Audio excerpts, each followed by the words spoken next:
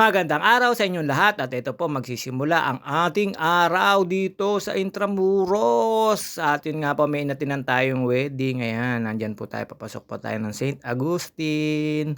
At syempre, alam nyo naman, pag dito sa Manila, lagi tayong parang natitigbalang, lagi naliligaw. Kaya ayan, St. Agustin, tabi po ito ng Manila Cathedral. Dito po meron po kaming inatinan at nag-drive po tayo ng isang wedding. At ayun nga po, hindi ko na po babanggitin kung sino yung kinasal dahil po pag binanggit ko baka sabihin niyo, yun pala yun. Hindi, joke lang po yun. PM is the key or GCash is the key kung gusto niyo malaman. Ayan po, pasok lang po tayo sa simbahan. Ayun ang mga kasama natin. Alam niyo naman, ang JT hindi pa po dito magtatapos at tayo'y maggagala pa diyan sa labas. At syempre nandito tayo sa Intramuros. Parte po ito ng Intramuros. Ang dami po mga foreign ranger. Hindi, foreigner po. Ayan, ganda po ng kanilang simbahan. Sana all. At ayan, pagkatapos ko po rito, mag-pray. At ito, lumabas na po tayo. Ayan po, inabot lang po tayo ng ulan dito. Pero napakaganda po ng galaan dito. Magwa-walking lang po kayo para tong doon sa Bigan na sikat na village, kaya lang ito wala po sa gabi, sa araw lang. Ayan, nandito na po tayo. At ang dami pong kainan dito, mga chika-chika, pika-pika, o yung mga ihaw-ihaw.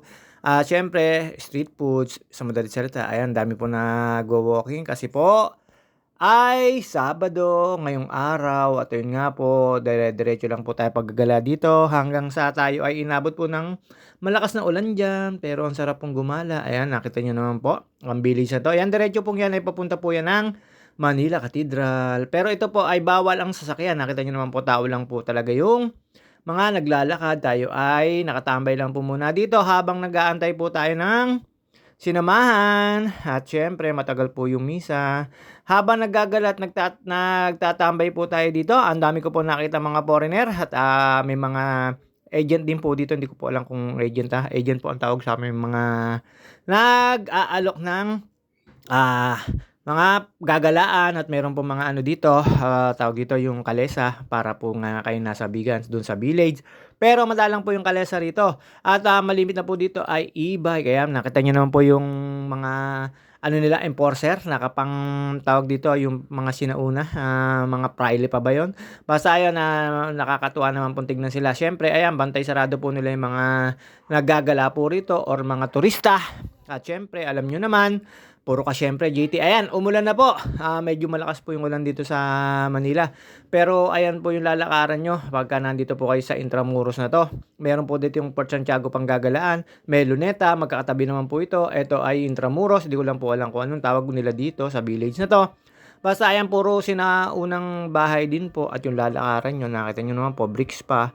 Bawal po dito ang sasakyan pero may mga area po na pwede pong dumaan ng sasakyan. Ayan po yung mga bantay, ayan po yung mga kainan. Simple-simple lang po yung kainan dito pero napaka mahala. Hindi, joke lang po yun. Depende naman po sa kakainan nyo. Meron din pong kapihan. Basta pang sinauna rin po to, itong lugar na to. Nakita nyo naman, may mga bricks pa, tapos may mga tawag dito yung bintanang kahoy na pa-slide ang bukas. Tapos ay medyo matataas po yung bahay nila. Pero dito may mga moderno na po. Basta ay makakasabay nyo lang po yung mga paglalakad na yan. Lahat yan naggagala. Papunta po yan dun sa Luneta. Meron naman pundaan din dito. Ayan, pagkayang way na yan, papunta Luneta pa yan. Siyempre, balik po tayo sa St. Teresa. Dito po nakita ko po yung kapatid ng presidente, pero hindi ako nakapagpa-picture. Ang simpleng-simple, walang bodyguard, kaya lang napalampas po sa akin. At syempre, ayan, nalakad na po tayo. Meron tayong kukunin sa sasakyan. Kala ko po lalakas pa yung ulan, pero wala pong payong yung sasakyan namin dala. At yun nga po, pagkatapos po namin doon sa Intramuros, dito po ang punta namin sa sana all. Isang magandang hotel at yung mga may mga reception dito. Ayan, may kinuha lang po ako, dire-diretso. Nagkandaligaw po ako dyan. Akala ko sa taas, muntik pa akong mapasala ng puntahan. At yun nga po, mayroon lang po akong kinuha dun sa aking pinag-drive. At alam nyo naman, eto, daan tayo sa mga laruang pang yayamanin. Yaman yan, JT. Feeling ka, nakatambay ka lang naman dyan. Dahil yun nga po, hindi na tayo pumasok sa loob. Tayo tumambay na lang po dito. At meron po tayong ginalaan dito.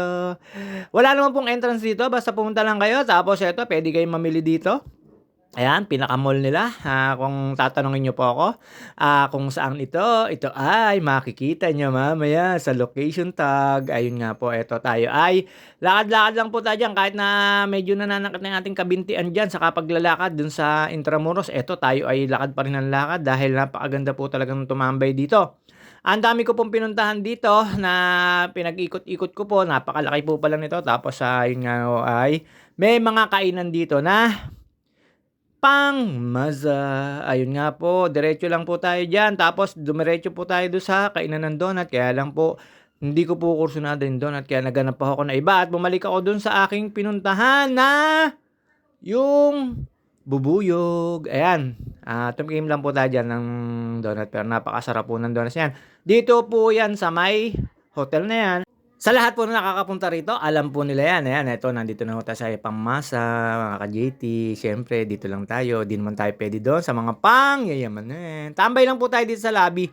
Ayan, nakita nyo na po, napakaganda ng lobby. Siyempre, hindi na po magtatagal ang video natin. Hanggang dito na lang po muna tayo. Habang nakatambay tayo dyan, ang dami ko pong nakitang pang sightseeing, babus, mga ka-JT.